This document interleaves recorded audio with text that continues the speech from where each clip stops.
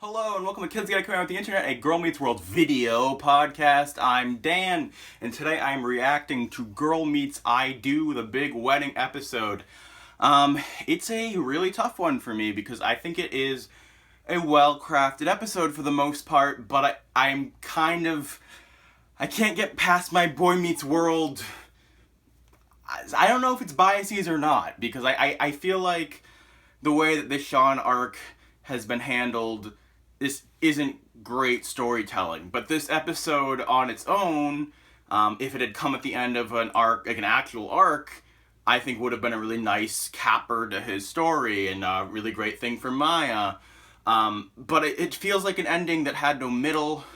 They had a nice beginning in season 1, and now we're jumping over all this stuff. We don't really see him dating Katie. I don't even know, like, given his job and the fact that he's traveling all the time, I don't even know how much they've even dated, how much they've seen each other, whether I should be on board this relationship or not, whether they're rushing too much, or whether they're rushing an okay amount because they've been dating a year and they've seen each other tons. I don't know if they've made plans to, like, obviously Ryder doesn't want to be on all the time, so is he still going to be constantly gone all the time, and Maya's going to have this great new dad who's never around, which sounds kind of crazy, and, like, antithetical to the whole point of the arc, and it's just... And if he is going to stay there, and he is going to be there and be a real dad to her, but we're not going to see it, then that's like, so we have this whole big arc preparing for Maya's journey of finding a family, and then we're not going to show her once she actually has the family and the realities of that, and whether that's as good as he thought it would be. And we didn't get to, there was so much good about this episode, but I kept getting almost upset that it was so good, because I was like, this would have been amazing if I had seen Sean and Katie together in multiple episodes and they had built their connection, and I felt like a connection to them as a couple. I feel a connection to Sean, obviously, and I feel a connection to Katie to a degree, even though I feel like they've shifted who her character is multiple times, and I don't even know how good of a person she's supposed to be.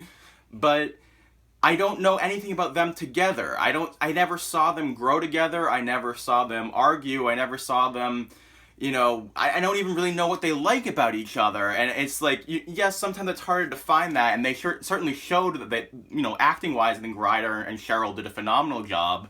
And they showed that they were in love, and I believed it. But it was a sort of generic love that, yes, worked because they're good actors, but it wasn't something that I was invested in.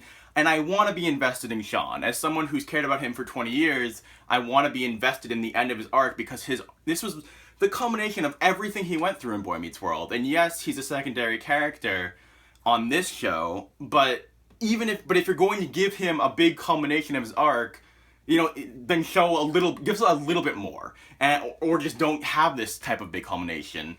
And I've been saying to people for the past couple of days, I was like, even if you just took the number of episodes that Ryder was doing this season, and in Upstate you gave them like a nice romantic moment that was, not an engagement, but was a nice moment with him and Katie, and then instead of I Do, they had a nice episode where Sean and Katie were fighting for real for the first time, and Maya was freaking out about it. It was like, it's gonna fall apart, and then they resolved it, and they came together, and then, like, near the finale, they got engaged. Then even those 2 episodes would show me something of them connecting, them struggling, and not just being a win out of nowhere. It feels like such an unearned, awesome happy end. Like, it is a great happy ending. It's a really great feel-good happy ending episode, which I totally understand why people would love this episode.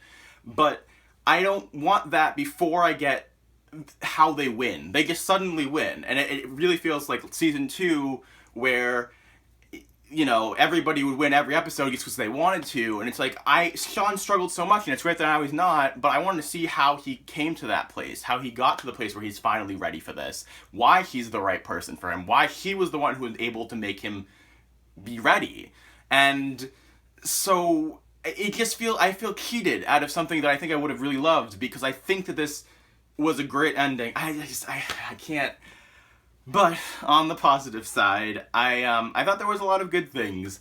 I thought that the scene with sleeping Riley and Maya was a really, really great scene. One of the best scenes in the whole series. as far as mixing drama and comedy in a really successful way. I think the nighttime setting and lighting worked really well. I thought the stuff with the comedy with Riley being asleep I thought was really funny, and there was a ton of physical comedy in this episode, much more than usual, and I thought it really worked. And I thought that Maya's monologue there was phenomenal, well written. Sabrina's acting was great. I thought that the similar scene with Sean and Corey was really strong. I loved that the touch of Corey having these like map pajamas on. Corey in general was great. Whenever Sean is on, Corey is on fire, and he did a really great job. I thought the pillow fight was hilarious. I thought the first third of this episode was so great. And I think Feeney was great. Kudos to Feeney. He had some nice lines. I liked Ava's line about "this reminds me of our marriage." There was just a lot of really nice moments. I think there were iffy bits here and there, but like again, out of the context, I feel like this was a good episode. It's just that I just couldn't get over the lack of context because Sean matters to me so much, and I just really wanted to see the last, his last arc. I feel like we didn't get the arc. We just got, his struggles and then his victory. And I just don't know. I don't know. It's hard for me to take scenes where Sean is so blatantly saying, oh, Katie matters more to me than Corey, when I'm like, I've seen Sean and Corey for years and their connection, and that matters so much. And it's like, yes, I understand, like, on a basic level of marriage, like, why love makes him care more about Katie, but that, like, is painful to be like, oh, this character that you've been on screen with for, like, 15 minutes total, or especially by yourself with her, compared to Corey, and it's really frustrating. And this isn't even coming from someone who was into Angela and Sean at all. I really wasn't a big fan of that relationship. I know it matters to a lot of people, but I think that ended sort of the way it should have. I love Cheryl and Ryder's chemistry. I thought that their scenes in Pluto and Hurricane were really solid and a really great beginning, but we didn't get that middle. And yes, the show's not about them, but even for Maya, I just feel like this story, it just feels very rushed for her, and I feel like it's not the good story for her either, because I feel like she's getting her happy ending without things ever having gotten worse. It feels like she started out, this was her character, she's missing her dad, things never really got any worse, she never really had, Sean went from, bad thing to bad thing to bad things, things just kept getting worse for him. I thought was a really painful and strong thing, and now it feels like Maya's entire character basically is like solved, and I don't feel like that was earned. And even if the show isn't about Sean, you can have B-plots that are about Sean, the same way there are B-plots about Alan and Amy. And I know Ryder's not around all the time, I know the show might be ending, so they had to rush some things, but that doesn't mean that I am satisfied by this. And so it's just, I don't know, I can't even really tell you why I'm so, like, incensed about this episode. I'm surprising myself how incensed I am. Because it was good. It really, it was funny, it was heartfelt, the emotional beats were good as they did. Literally, given that this was the episode they were going to do, and that they were going to do the wedding this episode, given what they'd shown before, this was the best it possibly could be, I'd say. But it's still, I just can't get past it. And maybe that's just me, maybe nobody else cares, whatever, but I really care, and it bothers me. We'll see what Keith and Caitlin have to say. The only other thing I want to throw in before I end out is that it really bothered me that there was no scene with Katie and Maya alone together, that we never really got a good, in general, I feel like since Maya's mother, we haven't had a great Maya and Katie alone together scene, just the two of them for a whole scene, dealing with what their relationship is. I don't understand their relationship, and I don't understand.